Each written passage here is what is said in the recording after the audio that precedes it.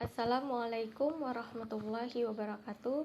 Perkenalkan, nama saya Feranita Drista, NIM 1911217 dari kelas PAI 5H.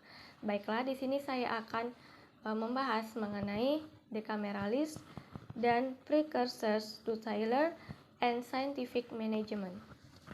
Decameralists were a group of German and Austrian administrators and intellectuals who generally held, from the 16th to the 18th centuries, the same tenets as the British mercantilists and the French physiocratic schools of political economy. They all believed that to enhance the position of a state, it was necessary to maximize material wealth. But the Decameralist school alone emphasized systematic administration as a source of strength and was one of the earliest group to do so. The Decameralists believe as well in the universality of management techniques, noting that the same qualities which increased an individual's wealth were called for in the proper administration of the state and its departments. In developing management principles, they emphasize specialization of function, establishment of the office of controller in the government, expedition of legal process, and simplification of administrative procedures. Precursors to Taylor and scientific management. Although Frederick Taylor, who did his work in the early years of the 20th century, is usually called the father of scientific management. Many persons before Taylor made considerable contribution to the development of management thought. A few of these will be noted here. Untuk terjemahannya, Kameralisme adalah sekelompok administrator dan intelektual Jerman dan Australia yang umumnya memegang dari abad ke-16 hingga ke-18 prinsip yang sama dengan merkantilis Inggris dan sekolah ekonomi politik fisiokratis Perancis. Mereka semua percaya bahwa untuk meningkatkan posisi negara perlu untuk memaksimalkan kekayaan materi. Tapi sekolah Kameralis sendiri menekankan administrasi sistematis sebagai sumber kekuatan dan merupakan salah satu kelompok paling awal yang melakukannya. Nah, para Kameralisme juga percaya pada universalitas teknis manajemen.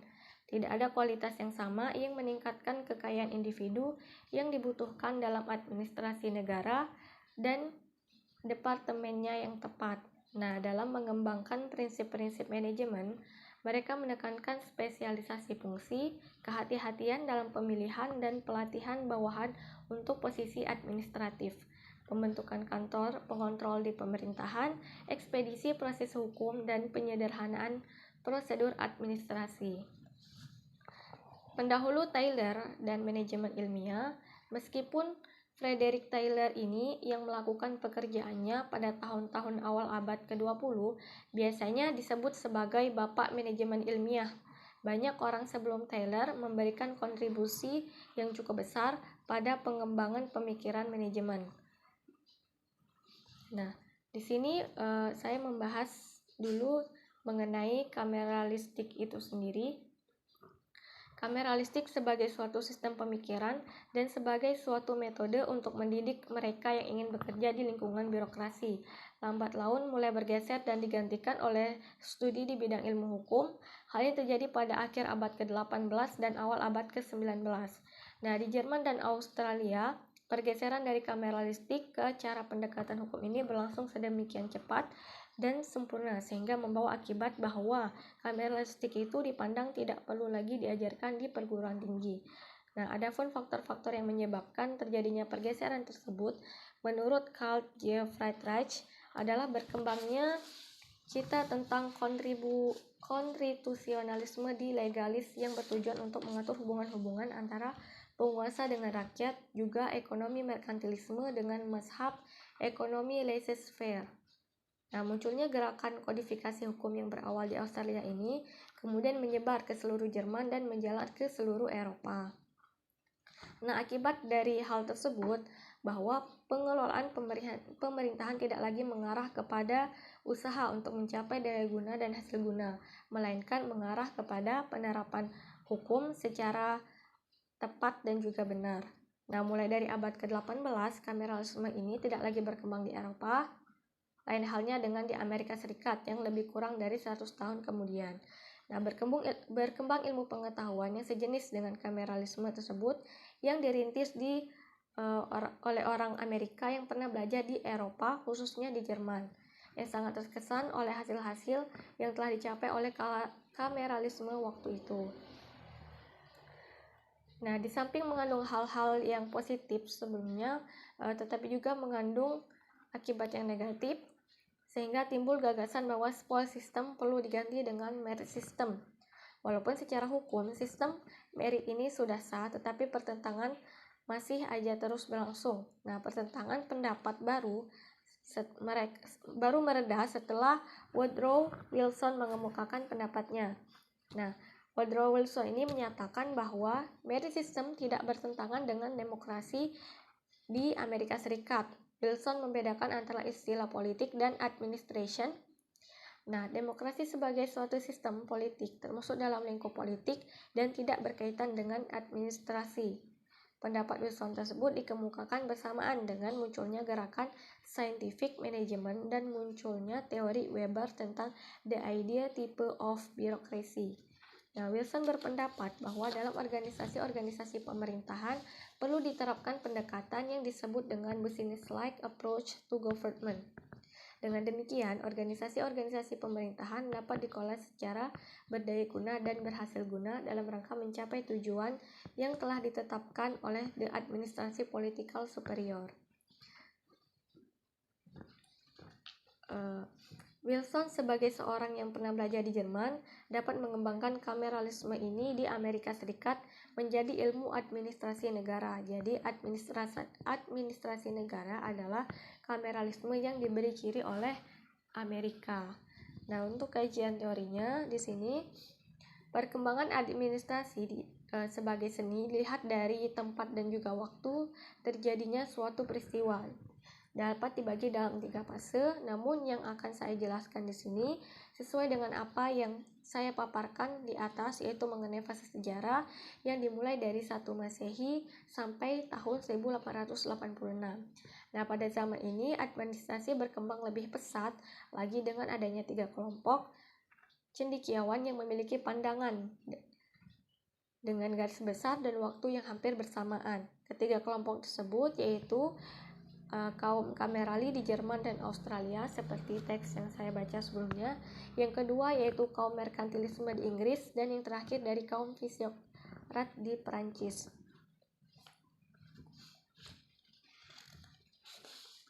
Nah, merkantilisme ini adalah suatu sistem politik ekonomi yang sangat mementingkan perdagangan internasional dengan tujuan untuk memperbanyak aset dan modal yang dimiliki suatu negara. Merkantilisme tertuang dalam peraturan negara yang berbentuk proteksionalis dan politik kolonial demi neraca perdagangan dan menguntungkan. Nah, di Jerman, merkantilisme ini disebut dengan istilah kameralisme. Kamera artinya kas kerja. Nah, caranya untuk memungut pajak dan membentuk perusahaan dagang untuk mengembangkan perekonomian berbeda dengan kaum merkantilisme yang saya sebutkan sebelumnya. Karena kaum fisiokrat menganggap bahwa sumber kekayaan yang senyata-nyatanya adalah sumber daya alam.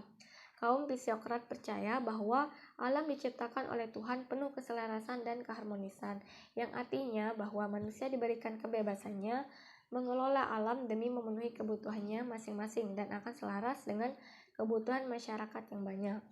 Nah, pada fase modern, administrasi mulai berdua status atau dua, yaitu tentang administrasi sebagai seni dan administrasi sebagai ilmu pengetahuan.